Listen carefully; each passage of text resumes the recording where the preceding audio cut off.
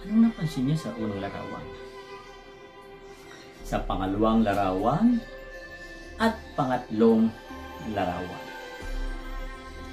Ang mga larawan na yan ay may kinalaman sa ating pag-aaralan sa linggong ito. Sa paksang, ang mga paraan para maiwasan ang malaking epekto dulot ng kalimitan. Halika, samahan niyo ako. May mga tanong tayo bakit nangyayari ang mga lindol, bagyo at ang pagsabog ng bulkan. Minsan may pangyayaring di natin inaasahan, katulad na lang ng nangyaring bagyong Ruli ng nakaraang araw, kung saan ito'y nag-iwan ng nakapanlulumong kalagayan ng marami nating mga kababayan. Ipapaunawa sa araling aking ilalahad sa inyo ang mga gawaing paghahanda para maiwasan ang malaking pinsala dulot ng mga kalamidad. Ang Pilipinas ay nakararanas ng mga kalamidad. What? Totoo yan. Ano ba ang ibig sabihin ng kalamidad? Ito'y mga pangyayaring hindi natin inaasahan na nagbibigay ng malaking pinsala sa kapaligiran, lipunan at maging sa kabuhayan ng maraming tao. May dalawang uri ng kalamidad.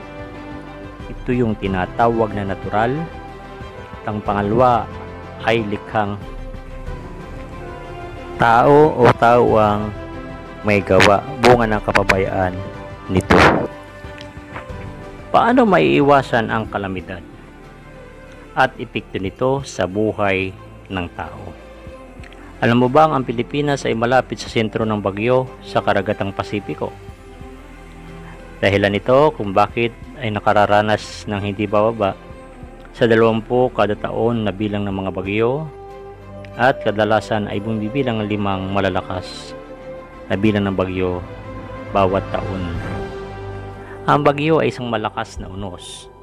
Mayroon itong babilog at spiral na sistema ng marahas na malakas na hangin na nagdudulot ng pagkabuwal ng mga puno at pagkatanggal ng mga bubong ng bahay. Isa ka rin ba sa nakaranas nito? Oh my God! Kapag bumabagyo ay nagkakaroon ng tinatawag na storm surge. Ito ay di pangkaraniwang pagtaas ng tubig sa dagat na sinasakop ang malaking bahagi ng kalupaan malapit sa dalampasigan nito. Halimbawa nito ay ang bagyong Yolanda noong 2013 na nag-iwan ng nakapanlulumong kalagayan sa maraming kababayang waray sa bahagi ng siyudad ng Tacloban sa Kabisayaan. Kalinsabay din ang pagbagyo ay nagkakaroon ng tinatawag na baha. Kapag bumabagyo at maraming tubig na kasama nito, ay mabilis na tumataas ang level ng tubig sa ilog.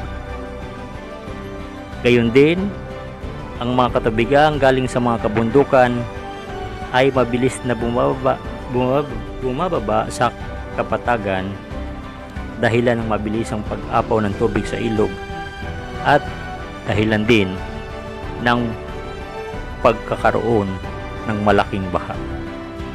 Kapag bumabagyo, asahan na natin magkakaroon ng landslide sa mga lugar na malapit sa kabundukan. Madalas ang pagguho ng lupa sa bahaging ito sa bahagi ng lugar na ito sapagkat may mga pangyayaring minsan ay nagiging kapabayaan na ng tao kung bakit nagkakaroon ng landslide. Anong halimbawa nito? Yung pagkakalbo ng kagubatan at maging mga kabundukan.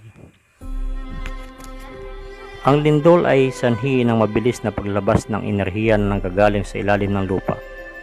Madalas ang lindol ay sanhi ng paggalaw ng fault sa ibabaw na bahagi ng mundo o crust. Ang enerhiyang lumalabas ay sumasanga sa lahat ng direksyon mula sa pinanggalingan ang focus. Sa inyo, ang mga sismikong alon ay naiahantulan sa payapang tubig na hinulugan ng isang bato. Kahit na enerhiyang ay mabilis na nababawasan habang ito ay papalayo sa focus. may mga sensitibong kagamitan na nakatalaga sa iba't ibang panig ng mundo para maitala ang paggalaw na may kinalaman sa pagyanig ng lupa. Alam niyo ba ang Pilipinas kasama ang ilang mga bansa sa rehiyong Asia-Pasipiko ay nakalatag sa isang malawak na suna na kung tawagin ay Ring of Fire o tinatawag na Circum-Pacific Seismic Belt. Ang mga lugar na ito ay nagtataglay ng maraming hanay ng mga bulkan kasama na ang bansang Pilipinas na kinabibilangan ng bulkang Mayon, Pinatubo, Taal. Ang pagsabog ng bulkan ay kadalasang nagkakaroon ng paglindol, paggalaw ng lupa, kalinsabay sa mabilis na pagbabagong pisikal ng anyong tubig at anyong lupa. Tinatayang 81% ng pinakamalakas na lindol ay nagaganap sa bahagi ng tinatawag na Asia-Pacific region. Kalinsabay ng paglindol o paglindol, paggalaw ng lupa ay nagkakaroon tayo ng tinatawag na tsunami. Anong dahilan? Bakit nagkakaroon ng tsunami? Sapagkat ito yung mabilis na pagtaas ng alon bunga ng malakas na pagyanig ng lupa. Idagdag pa natin ang tinatawag natin na pagsabog ng bulkan na mabibilang din natin na isang kalamidad. At idagdag pa natin ang tinatawag natin na sunog na kung saan ito'y nagbibigay din ng masalimot na alaala sa buhay ng mga tao. Katulad na lang ng sunog na naganap doon sa bahagi ng Sinigwilasan, Bacoor, Cavite noong nakaraang gabi. Ang sunog ay may dalawang uri. Yung tinatawag na sunog na natural at sunog na likha ng tao. Anong pagkakaiba nun? Pag sinabing sunog na natural, halimbawa natin yung tinatawag na wildfire. Yung pagkasunog ng kagubatan dahilan ng sobrang init ng panahon. Pero yung sunog na likhang tao, yun yung kapabayaan ng tao. Ngayon naunawaan mo na ang ukol sa aralin, ukol sa mga kalamidad nagiging sanhi nito sa buhay ng tao. Ngayon ay pag-usapan naman natin kung ano ang mga paraan upang mabawasan ang epekto ng kalamidad. Ano mga katangian dapat taglayin ng isang tao? Una, maging mapanalangin. Pangalawa, maging alerto sa lahat ng pagkakataon. At number 3, ay maging mainahon sa lahat ng sandali.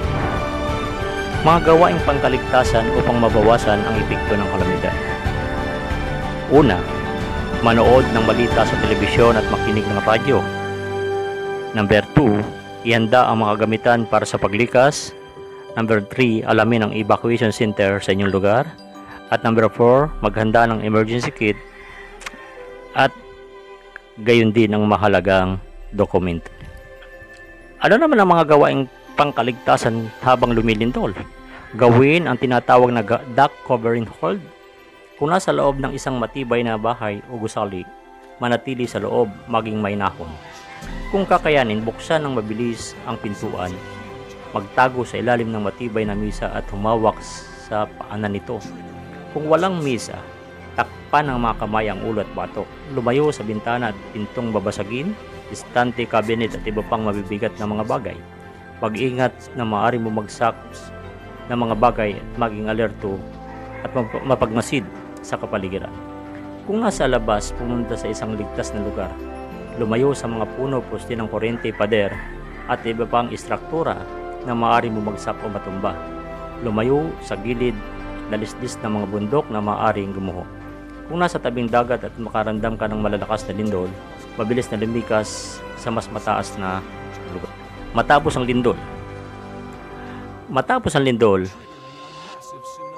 ang pagyanig ng lupa, piliin ang pinakamabilis at pinakaligtas na daan palabas ng gusali. Maging handa sa aftershock, huwag gumamit ng elevator o escalator. Huwag pumasok sa mga gusaling may sira. Suriin ang sarili at mga kasama kung nagtamo ng pinsala. Kung kinakailangan lisanin ang tahanan, mag-iwan ng mensahe na nakasaad ang lugar na patutunguhan, dalhin ang emergency supply kit.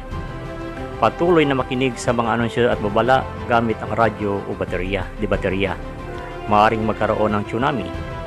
Ang tsunami ay di pangkaraniwang paglaki ng alon sa dalampasigan dulot ng malalakas na paglindol sa ilalim o baybay dagat. Narito ang mga paraan sa paghahanda sa tsunami.